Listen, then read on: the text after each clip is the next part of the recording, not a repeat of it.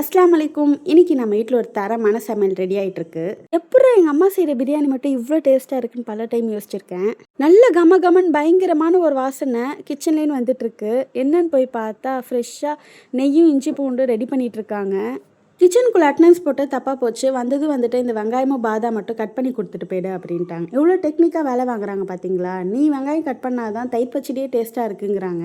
மதியம் ஒரு வெயிட்டான சமையல் ரெடி ஆகிட்டு இருக்கிறனால மார்னிங் நான் லிமிட்டாக ஒரு 4 தோசை மட்டும் தான் சாப்பிட்டேன். அதுவும் இவங்க பின்னாடி சுற்றியே சீக்கிரமாகவே டைஜஸ்ட் ஆச்சு. சரி கிச்சனில் என்ன இருக்குன்னு உருட்டி பார்த்தப்போ 2-3 பொருள் கிடச்சிச்சு. அதை வச்சு வயிற்ற நிரப்பிட்டு இருந்தேன். ஸோ ஃபைனலாக மட்டன் பிரியாணி, சிக்கன் 65, தயிர் பச்சடி, ஸ்வீட்டு, முட்டை எல்லாமே ரெடி ஆயிடுச்சு. பிளேட்டில் இவ்வளோ இருக்குல்ல, பட் மேடம் அவங்க ஃபேவரட் பார்ட் முட்டையில் தான் ஃபஸ்ட்டு கை வைப்பாங்க. என்கிட்டலாம் சாப்பிட மாட்டாங்களாமா, அவங்க நானா கிட்ட தான் சாப்பிடுவேன்னு அங்கே போய் சாப்பிட்டுட்டு இருந்தாங்க. கடைக்கு போகிற விடுமானா 2 பேருமே காலை பிடிச்சிட்டு விடவே மாட்டேன்ட்டாங்க. நானும் கடைக்கு வரேன்னு பிடிவாதம் பண்ணிட்டு இருந்தாங்க.